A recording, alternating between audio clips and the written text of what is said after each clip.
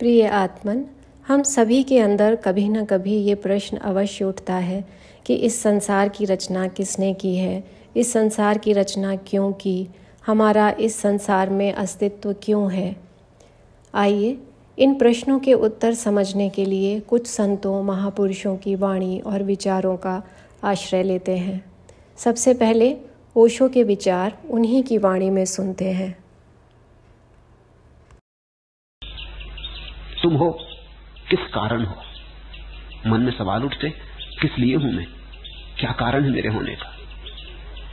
सिर्फ इस देश में उसका ठीक ठीक उत्तर दिया गया है। सारी दुनिया में उत्तर देने की कोशिश की गई है। ईसाई कहते हैं कुछ, मुसलमान कहते हैं कुछ, यहूदी कहते हैं कुछ, लेकिन सिर्फ इस देश में ठीक ठीक उत्तर दिया गया है। इस देश का उत्तर बड़ा अनूठा है। अनूठा है लीला के कारण। लीला का मतलब होता है अकारण, खेल है, उसकी मौज है। इसमें कुछ कारण नहीं है, क्योंकि जो भी कारण तुम बताओगे वो बड़ा मूर्खतापूर्ण मालूम पड़ेगा। कोई कहता है परमात्मा ने इसलिए संसार बनाया कि तुम मुक्त हो सको। ये बात बड़ी मूर्खतापूर्ण है, क्योंकि पहले संसार बनाया तो तुम बंधे, न बनाता तो बंधन ही नहीं था, मोक्ष होने की जरूरत क्या थी? ये तो बड़ी उल्टी बात हुई कि पहले किसी को जंजीरों में बांध दिया और फिर वो पूछने लगा जंजीरों में क्यों बांधा, तो उसको जवाब दिया कि तुम्हें मुक्त होने के लिए। जंजीरों में काहे को बांधा जब मुक्त ही करना था? परमात्मा ने संसार को बनाया आदमी को मुक्त करने के लिए। ये तो बात उचित नहीं, अर्थपूर्ण नहीं, बेमानी है कि परमात्मा ने संसार को बनाया कि आदमी ज्ञान को उपलब्ध हो जाए। ये भी बात बेमानी। इतना बड़ा संसार बनाए तो ज्ञान ही सीधा दे देता, इतने चक्कर की क्या जरूरत थी? कि परमात्मा ने बुराई बनाई कि आदमी बुराई से बचे। ये कोई बातें हैं? ये कोई उत्तर है?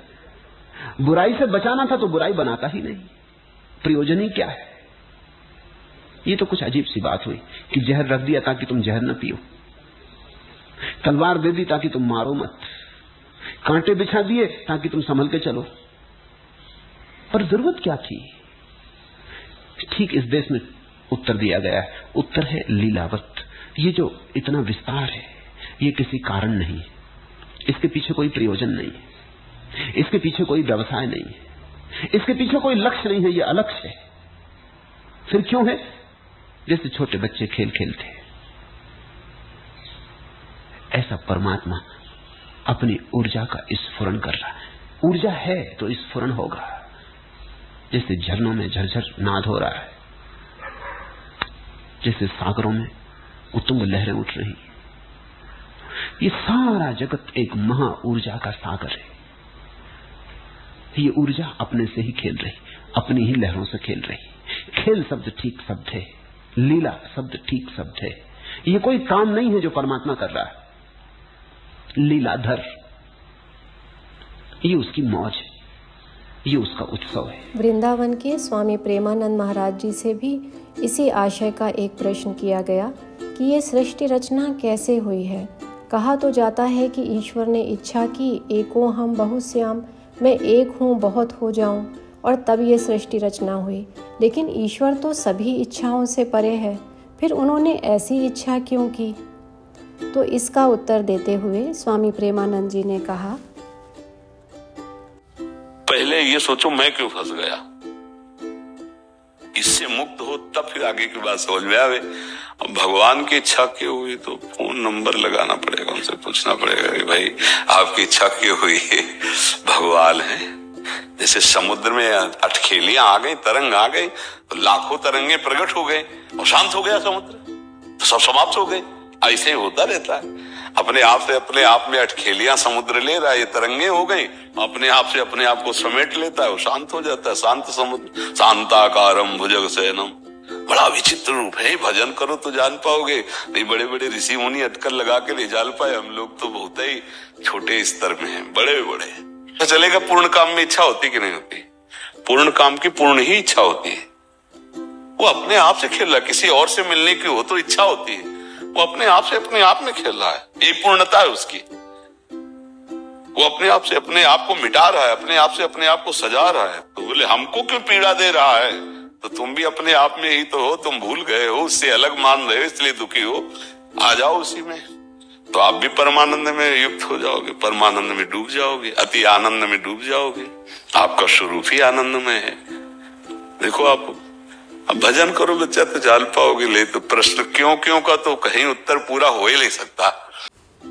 श्री रामकृष्ण परमहंस से जब ये प्रश्न किया गया कि ये संसार क्यों है, तो उन्होंने कहा बंधन और मुक्ति दोनों की ही करती वे हैं। उनकी माया से ही संसारी जीव काम कांचन में बंधा है और फिर उनकी दया होते ही वो छूट जाता है। वो भव बंधन की फांस काटने वाली तारिणी हैं। वे लीलामयी हैं, ये संसार उनकी लीला है। वे इच्छामयी आनंदमयी हैं, लाख मनुष्यों में से कहीं एक को मुक्त करती हैं। उनकी इच्छा ही है कि वे ये सब लेकर खेल करें। छुई छुआल खेलने वाले सभी लड़के अगर डाई को दौड़कर छू लें तो खेल ही बंद हो जाए। सब यदि छू लें तो वो नाराज़ भी हो जाती है। खेल चलता रहता है तो वो भी खुश रहती है। इसीलिए कहते हैं लाखों में से दो ही एक कटते हैं और तब तो हंसकर तालियां पीटती है। उन्होंने मन को आँखों के इशारे से कह दिया, जा संसार में विचर। अब मन का क्या कसूर है? वे यदि फिर कृपा करके मन को फेर दें तो विषय बुद्धि से छुटकारा मिले। तब फिर उनके पाद पद्मों में मन लगे।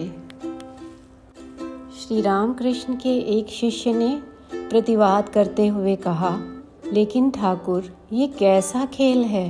वो तो खेल रहे हैं, आनंद ले रहे हैं और हम सब जीव इतना कष्ट पा रहे हैं। इस पे ठाकुर तुरंत बोले, अरे तू क्यों भूल गया है? जिसको तू इशारा कर रहा है कि वो खेल रहे हैं और आनंद पा रहे हैं, वास्तव में तू वही तो है। तू ही भ्रम में पड़ा हुआ है कि तू वो नहीं है। उनके इस अर्थ के पीछे छुपे हुए वेदांतिक बोध को समझकर वो शिष्य तुरंत चुप हो गया। उसे तुरंत अनुभव हो गया कि वो वास्तव में वो लीला में ईश्वर का ही तो रूप है। उपनिषदों का मानना है कि ब्रह्मांड की रचना अद्वैत ब्रह्म ने अपनी इच्छा अनुसार की।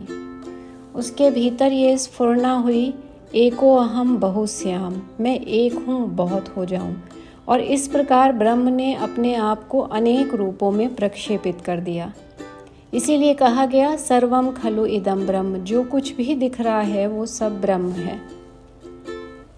भारतीय परंपरा में ईश्वर को सृष्टिकर्ता नहीं माना गया है। इस सृष्टि की रचना उसने की हो ऐसा नहीं है, जबकि इस्लाम और क्रिश्चियनिटी ईश्वर को सृष्टिकर्ता मानते हैं। ऐसा उल्लेख है कि ईश्वर ने सृष्टि की रचना 5 दिनों में पूरी की थी।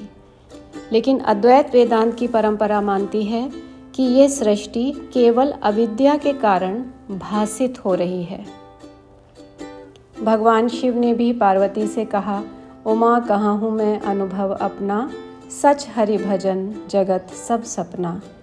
योग वशिष्ठ में गुरु वशिष्ठ भी श्री राम को समझाते हैं कि हे राम, ये जगत तो बना ही नहीं। सच ये है कि हम विचार से सृष्टि रचना का रहस्य समझना चाहते हैं, जबकि ये विषय विचार से परे है। इस संसार की रचना क्यों हुई, कैसे हुई, हमारे इस जगत में होने का क्या प्रयोजन है, इन प्रश्नों का उत्तर यदि वास्तव में चाहिए तो हमें साधना करनी होगी। साधना जितनी प्रबल होगी, हमारा बोध उतना ही प्रखर होता चला जाएगा।